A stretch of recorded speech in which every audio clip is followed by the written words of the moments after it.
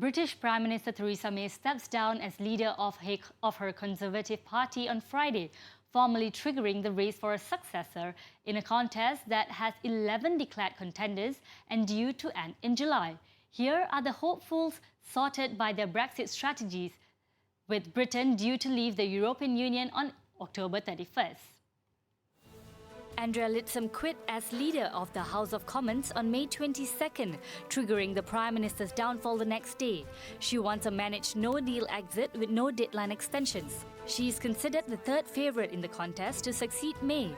51-year-old Esther McVey is a Brexit supporter and former television presenter who resigned as Work and Pension Secretary last year over Brexit compromises.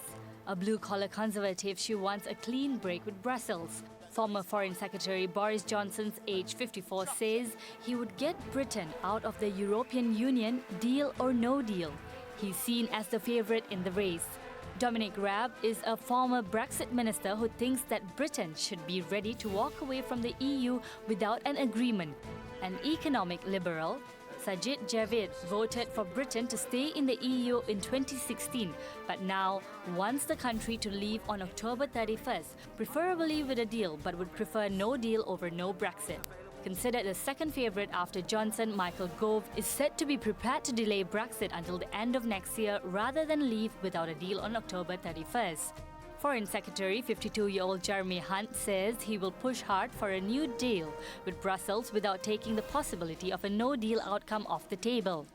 Mark Harper, a former chief whip charged with enforcing party discipline, says an extension would be needed beyond October 31st to secure a deal, but he would be prepared to leave without one rather than remain. The International Development Secretary Rory Stewart says no deal policy would be damaging.